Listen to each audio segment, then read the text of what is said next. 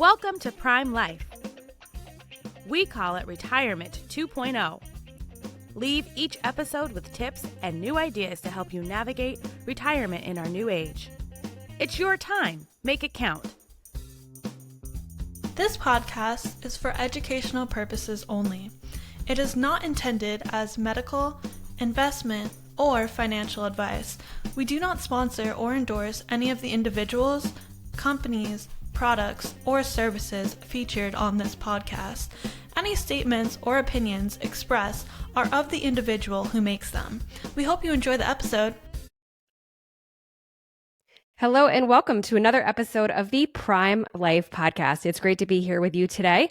Mary, it's wonderful to see you. Joseph, you as well. I know that it's been a bit since the three of us have been back here on the show, but what better way to wrap up our season than to be together and then have a wonderful conversation today. We have a guest who Mary and I know from the community for quite some time, and we're excited to have her join us. So with that, Mary, if you could kindly do the introduction. Absolutely. So today on the Prime Life podcast, we have Andrea Hawkins. She's the CEO and founding partner of Leading Culture Solutions and the co-owner of two cafes in Greater Hartford, Berkins Blend Cafe and Berkins on Main. After a long career in corporate America, she and her husband have ventured into the entrepreneurial world. Andrea, welcome to the Prime Life podcast. We're excited to have you. In addition to having you tell us a little bit about yourself, and we'll have questions go back and forth, we do want to talk about 2025 because when this episode airs, it will be 2025. So we're going to kind of look a little bit forward from that perspective. So welcome to the podcast and tell us a little bit about yourself. Yeah, no, thank you so much for having me. Really wonderful to see you all and to be here for this discussion. I grew up in the Hartford community, spent all of my life, most of my life here. I was born in Harlem for our New Yorkers out there, and came here when I was 2 years old. So lived in Hartford, went to Hartford schools, McDonough School and Our Lady of Sorrows, which is no longer a school. I went to Hartford High for a couple of years, and then my mother moved out to Newington. I had a pretty non-traditional life in terms of getting education and even my career. But I feel like I am the person that I am because of all of those experiences. So I went to what is now CT State Capital Community College, got my associate's degree, went to Central, go Blue Devils, got my bachelor's degree in business, and then continued on and got my master's degree in organizational behavior at the University of Hartford. Yes, go Hartford Hawks. 25 years part-time at night. So along the way, I worked at a number of organizations some of you may have heard of. Get ready. Aetna, Cigna, Mass Mutual, the Hartford, United at Optum, Prudential, and TIA Craft before I went into consulting at the Clarion Group. I was with them for about 3 years and then started my own consultancy. Yes. And in the middle, met a guy on Match.com and we started a cafe, as Mary mentioned. And so it's been quite a journey and quite a ride, but I really would not change any of it. It has been a fun experience.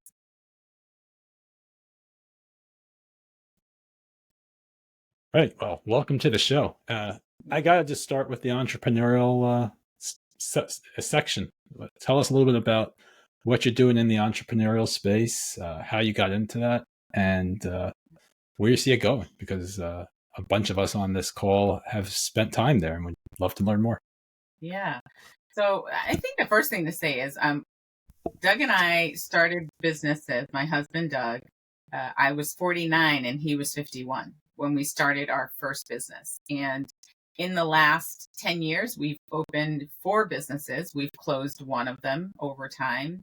But the reason why we dove into it is because both of us had been in and out of corporate America with all of the, upsides, downsides, consolidations. You're constantly sort of in and out and off and on.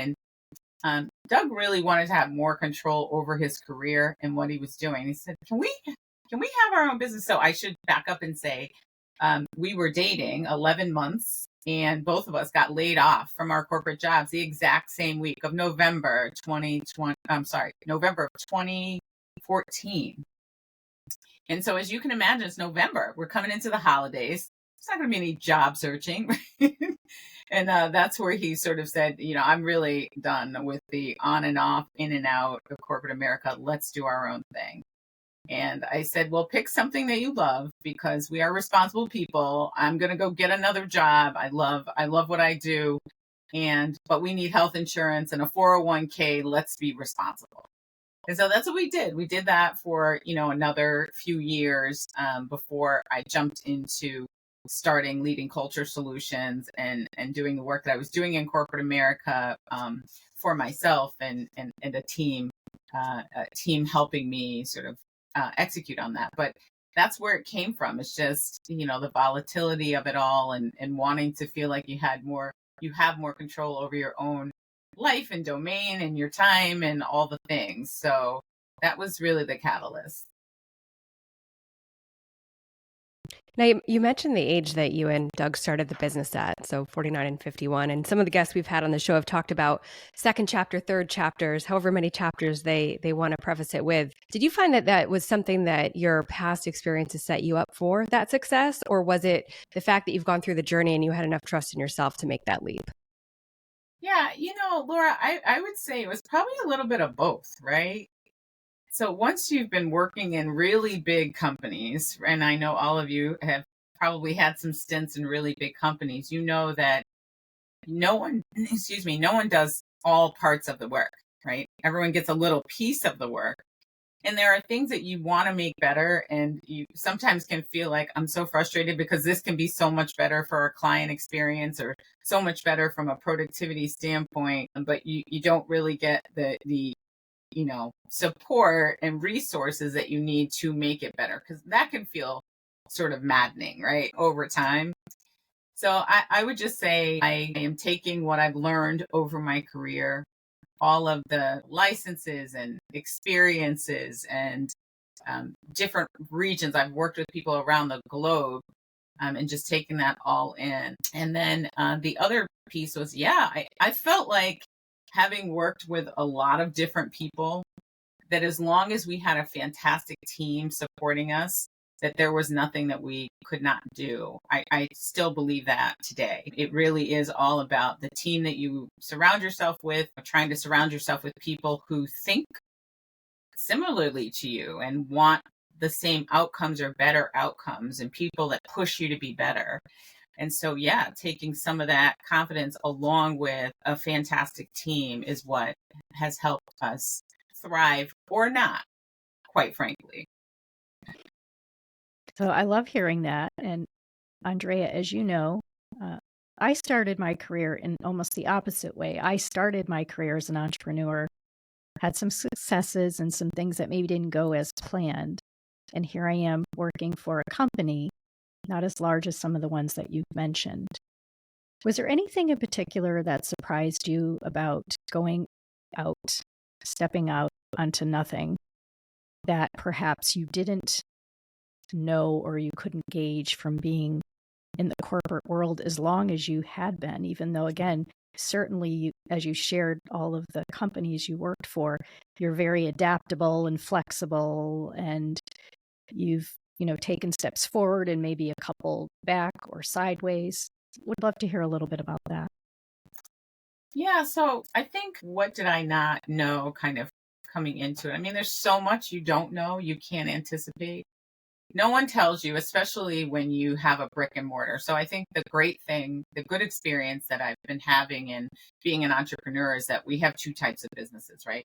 The cafe businesses are brick and mortar. We have to get you to come to us, and we have to get you to keep coming to us, right? Whereas Leading Culture Solutions is a services business. And so we are lucky to enjoy that, when we do the work, we typically are getting referrals from existing clients, or we're doing add-on work with clients that we've worked with before, because they're happy with the work. But I think one of the things I'll say for a brick and mortar, no one really tells you how much money it costs, right? You think $75,000 to start a business seems like a lot of money, doesn't it? And that was just like scratching the surface. And we just have a small cafe. Well, like our first business was a 1,000 square foot cafe. We literally sold pastries and coffee and tea initially in our first couple of years.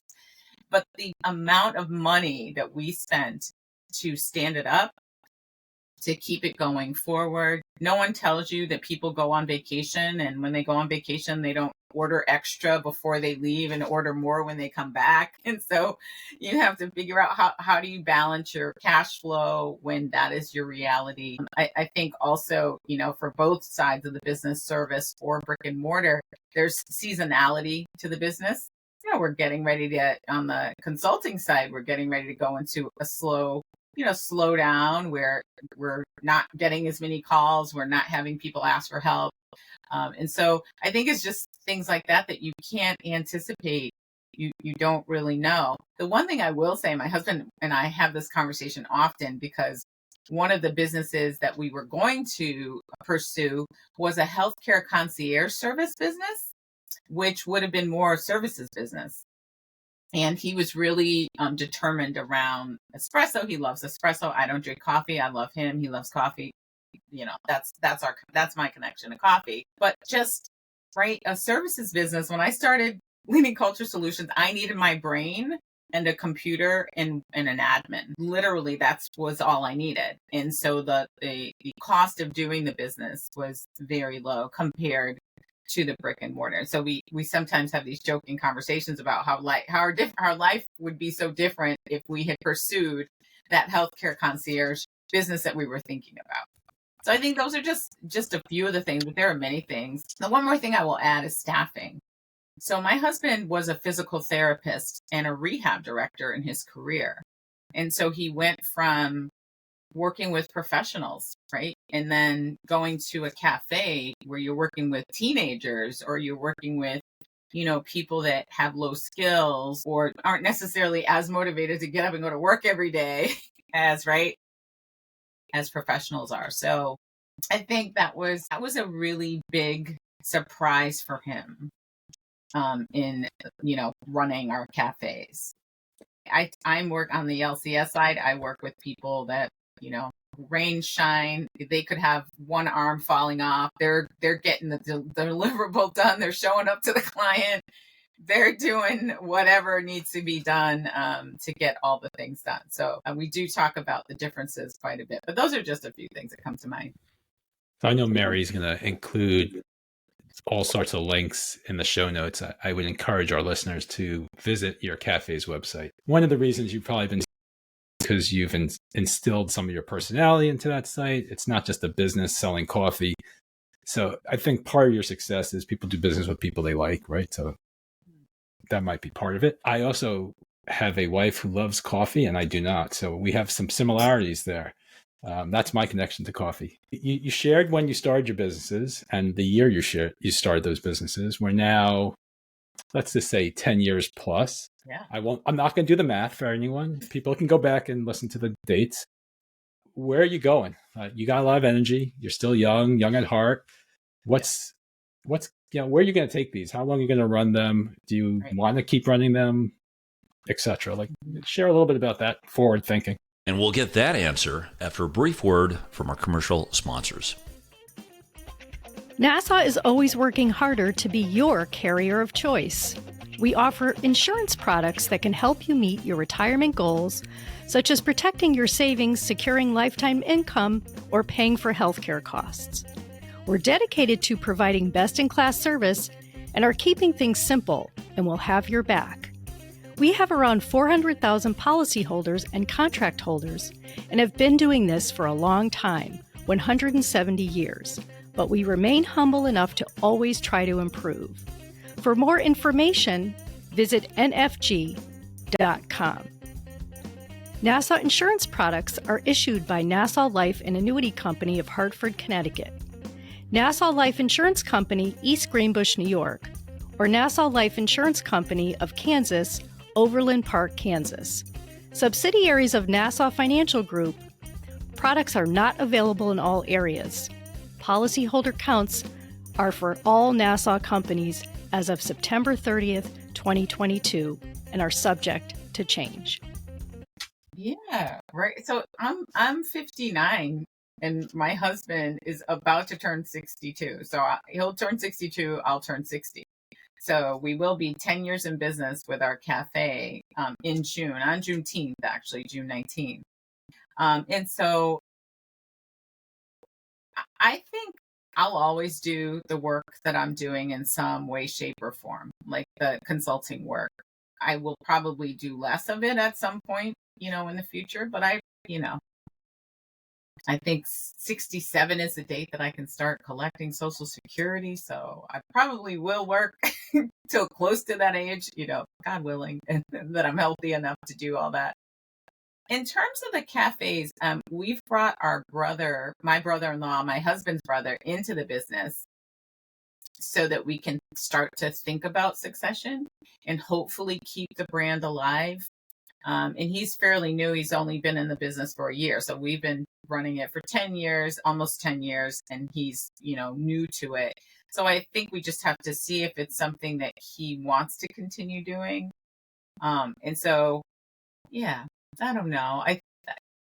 We do enjoy it, but there's a lot of energy that has to be put into, especially the cafe businesses, for very, very small margins. So I know so many people we meet and they say, oh my God, I want to run a cafe. And we're like, well, why don't you come work with us for a little while so you can see how much effort goes in to make such a small margin. So that is just tricky and challenging for us. But I think as long as we're healthy, we'll be doing something. And not for nothing, secret, you heard it here first. I have one or two business ideas that I haven't pursued yet. So there might be other businesses, perhaps, maybe, allegedly. That'll be part 2. Yeah, exactly. Part 2. There we go. So Andrea, for those who might not be familiar with you yet, talk to us more about that, right? So you run multiple cafes, you have your business. Yeah. You just mentioned small margins, but we know that that's not why you're doing it. Can you talk about how you're active in the community and ways that you give back? Yeah, for sure. Thank you for that. I grew up here and I do feel a strong sense of responsibility for giving back to this community that has given me so much and given me, the life that I get to live. And I do really mean that. I think about all the big and small ways people touched my life or helped me or tapped me on the shoulder and said, you're going left when you should be going right. Get it together. And I'm appreciative for all of those moments and all of those twists and turns in my life. And I think the way to show that gratitude is to do the same for others, to be there for others when they need to tell people. I mean, I have people that are starting up consulting businesses.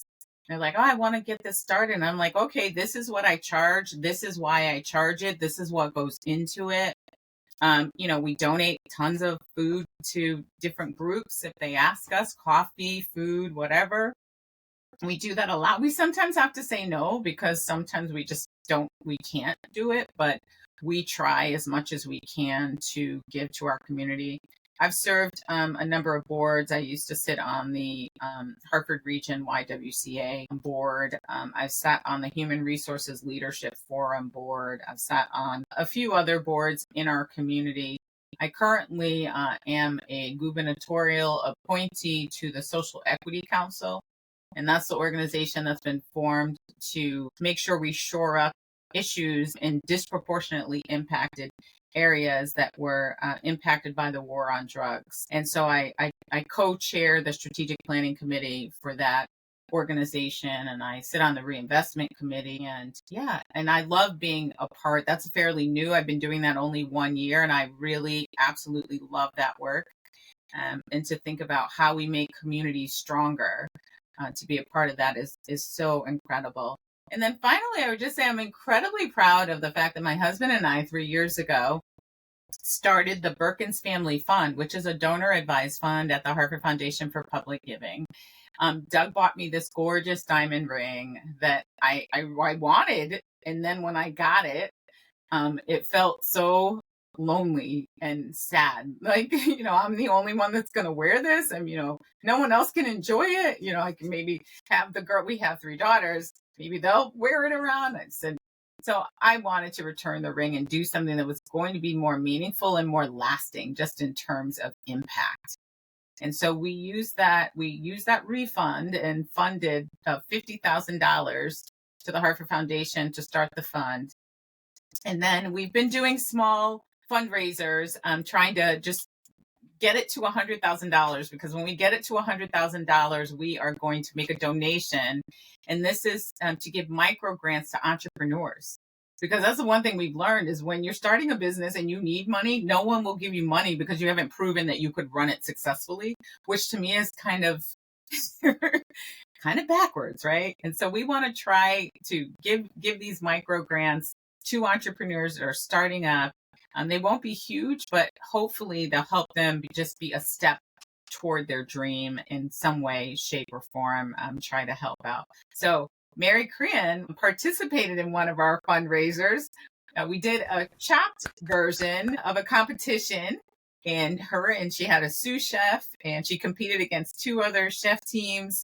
And it was so much fun. We had wine. It was a 5-course tasting menu, and we had a home-trained wine enthusiast that did wine pairings.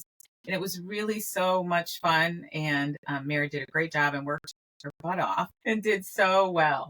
She did. But I did not win, but it was not this time. we still love her. Yeah. It's not all about winning. It Come on, isn't. Joseph. It isn't. But it was so delightful, and I still have I have a chef apron with my name on it. Like, how good is that? That's cool.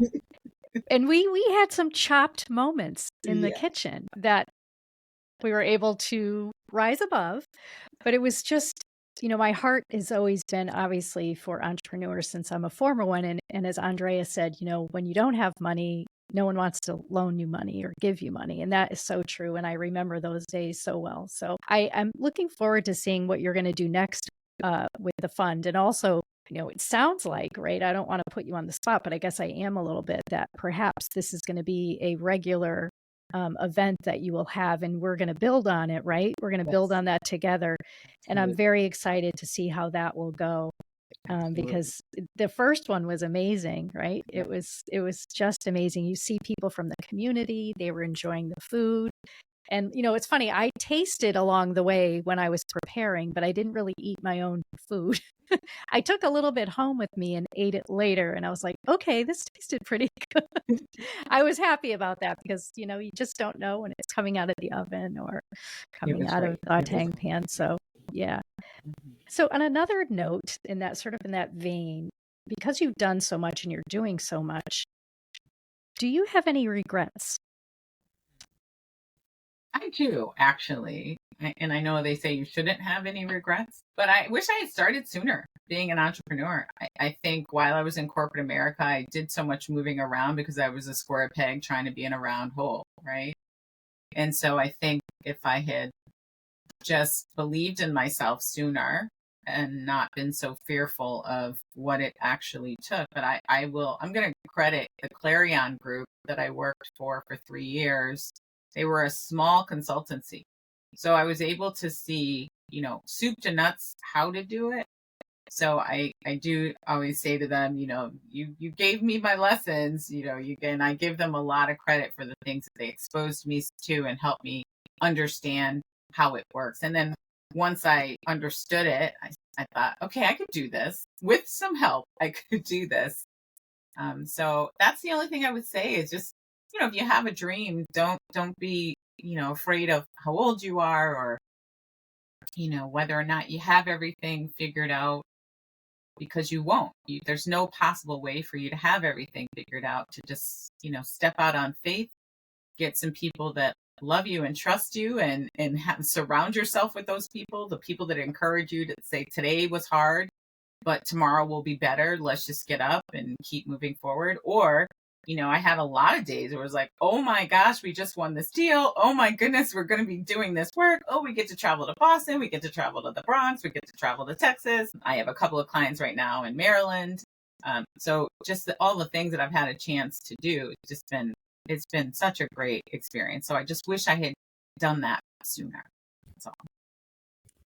First, kudos on giving up your diamond ring. Hopefully one day you'll get another diamond. Maybe it's not the same, but you deserve it from contributing to entrepreneurs in this way. Congratulations. That's amazing. Thank you. Thank you. This team knows that I've been involved with lots of startups, and it's hard for early companies to get that first handout or donation or contribution, investment, call it what you want.